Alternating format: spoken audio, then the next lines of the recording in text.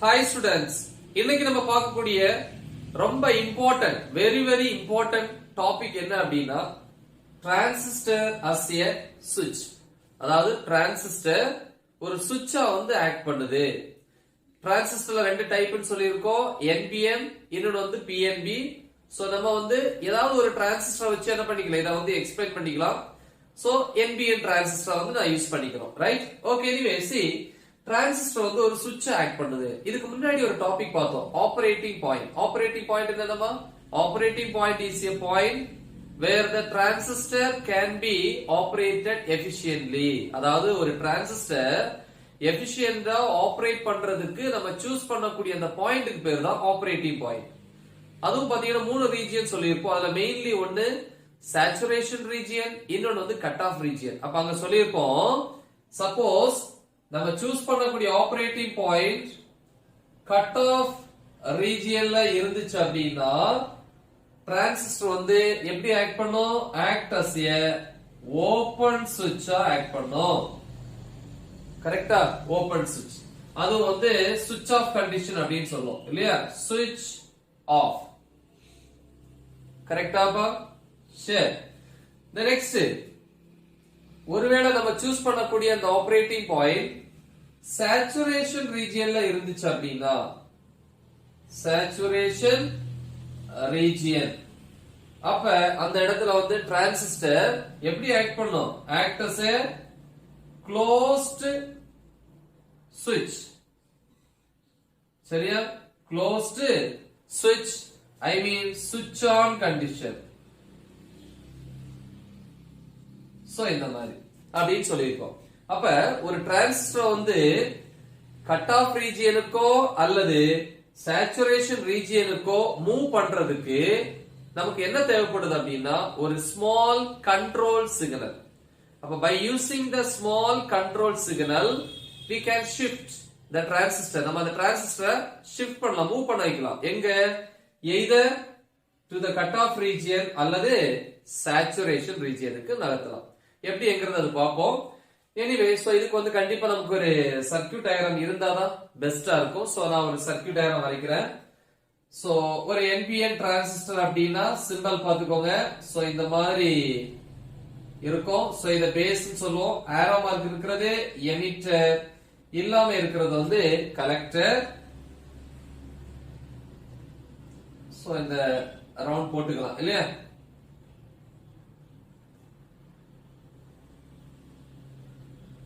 So anyway, so the emitter இது collector. Okay, so இது வந்து base. நான் எடுத்துக்கிறது வந்து common emitter. emitter வந்து காமனா எடுத்துக்கிறேன். அப்படினா இந்த ரெண்டு டெர்மினல் பேஸ் கலெக்டர்ல வீக் டெர்மினல் இன்புட் நான் சொல்லியிருக்கேன். பேஸ் இன்புட்டா இருக்கும், பிசிக்கலி லார்ஜ் வந்து கலெக்டர். சோ அது வந்து எப்படி இருக்கும், அவுட்புட்டா ஆக்ட் பண்ணும். அப்ப இன்புட்டை வந்து நான் எப்படி கொடுக்குறேன் அப்படின்னா சிக்னல் ஃபார்ம்ல தான் கொடுக்குறோம். ஏற்கனவே படிச்சிருப்போம் இல்லையா, ஒரு ஸ்மால் கண்ட்ரோல் சிக்னலை யூஸ் பண்ணி டிரான்சிஸ்டர் வந்து கட் ஆஃப் ரீஜியனுக்கோ அல்லது சேச்சுரேஷன் ரீஜியனுக்கோ மூவ் பண்ணலாம் அப்படின்னு சொல்லியிருக்கேன் இல்லையா? சோ அது பார்ப்போம். சோ அப்ப வந்து பேஸுக்கு நான் இன்புட் கொடுக்கணும் அப்படின்னா சர்க்யூட்டோட ஸ்டெபிலைசேஷனுக்காக இன்புட் செக்ஷன்ல ஒரு ரெசிஸ்டர் யூஸ் பண்ணுவோம். அது பேஸோட கனெக்ட் பண்றதுனால அத பேஸ் ரெசிஸ்டர் RB ன்னு சொல்லுவோம். the next இங்க இன்புட் கொடுக்கிறோம். சோ இன்புட் VI அப்படின்னு சொல்லுவோம். என்ன ஃபார்ம்ல, வேவ் ஃபார்ம். சோ இந்த மாதிரி சரியா? சோ இது வந்து பிளாட்டா இருக்கா, இது 0 வோல்ட், இது மேக்ஸிமம், இத 5 வோல்ட்னு எடுத்துக்கறாங்க. சரியா? அப்ப ரெண்டு டைப் ஆஃப் இன்புட்ஸ் கொடுக்கிறோம். ஒன்னு இன்புட் லோ, ஐ மீன் 0 வோல்ட். இன்னொரு டைம் இன்புட் வந்து ஹை, அதாவது 5 வோல்ட் எக்ஸாம்பிள். ஓகேவா? சரி. சோ இது வந்து பேஸ். அப்ப இது கொடுக்கும்போது இத கனெக்ட் பண்ணிக்கலாம். சோ இங்க வந்து கிரவுண்ட்.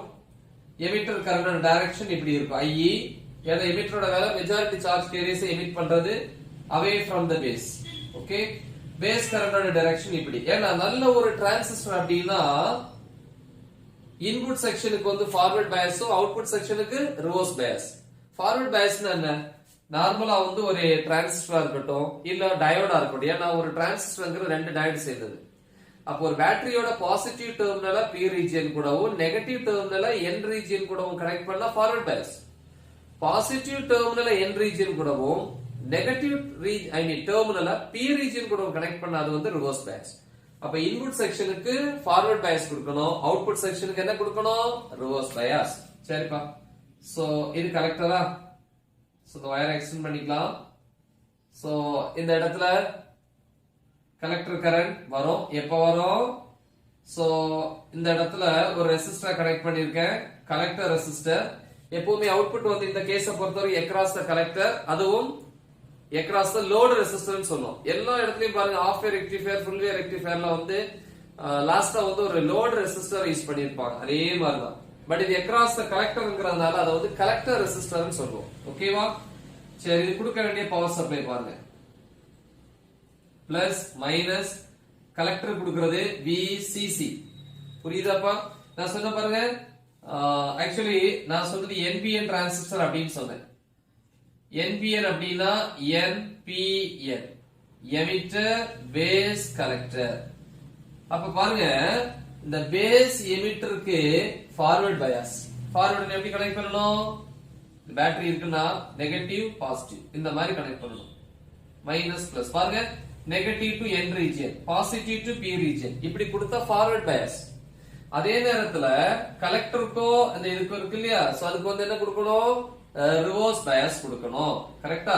ரிவர்ஸ்ங்கிறது பாருங்க, இது N ரீஜன், அப்ப அது பாசிட்டிவ், இங்க நெகட்டிவ், பாசிட்டிவ் நெகட்டிவ். பாருங்க, பாசிட்டிவ் நெகட்டிவ், பாசிட்டிவ் தான் கலெக்டருக்கு கொடுத்திருக்கேன்.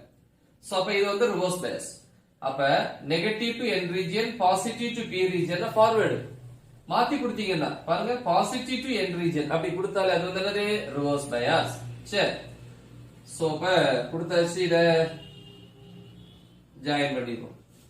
தென் கலெக்டர் கரண்ட் டைரக்ஷன், சோ இப்படி இல்லையா, சோ IC அப்படின்னு எடுத்துக்கிறேன்.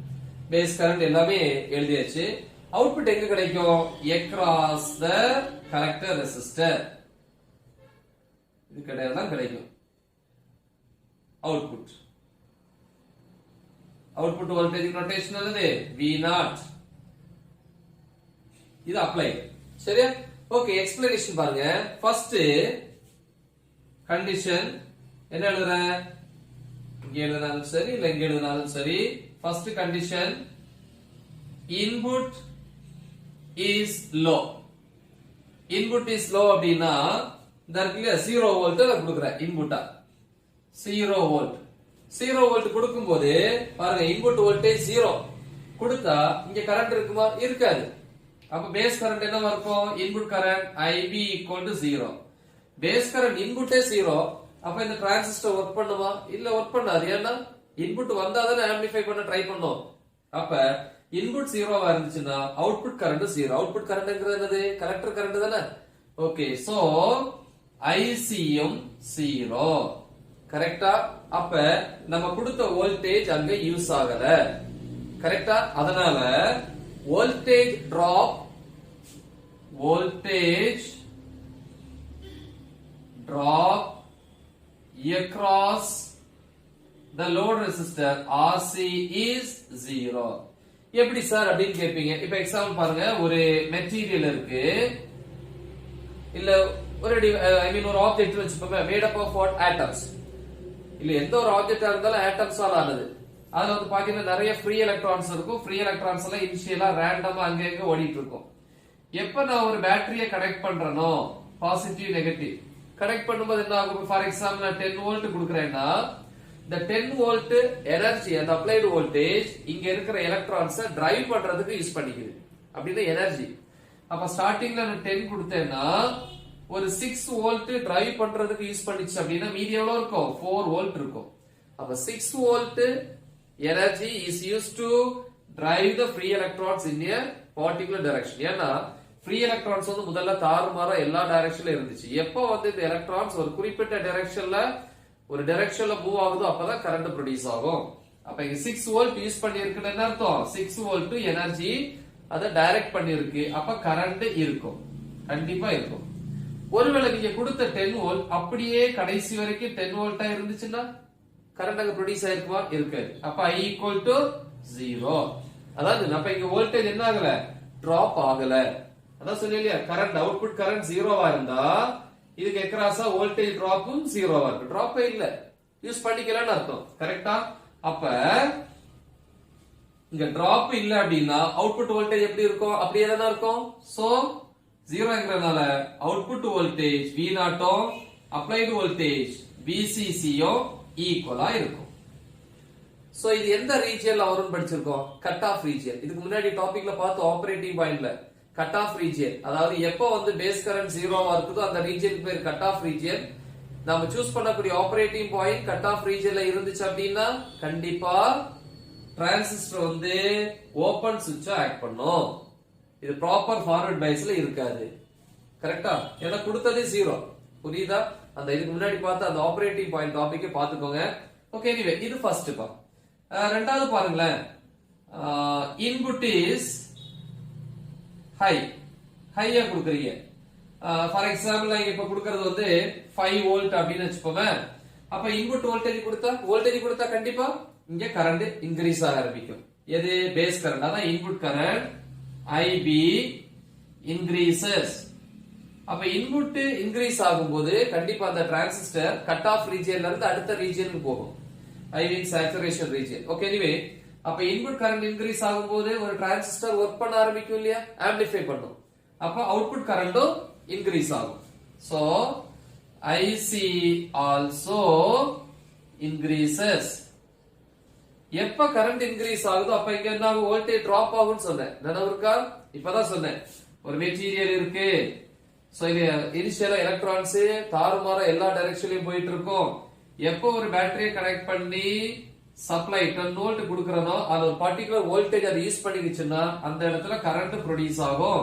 அப்ப மீதி ஒரு 2ஓ 3ஓ 4 வோல்ட்டோ இருக்கும். அப்படின்னா in between the difference தான் கரண்ட் ப்ரொடியூஸ் பண்ணிருக்கு. அப்ப கரண்ட் ப்ரொடியூஸ் ஆனா அங்க கண்டிப்பா வோல்டேஜ் டிராப் ஆகும். ஆகுமா?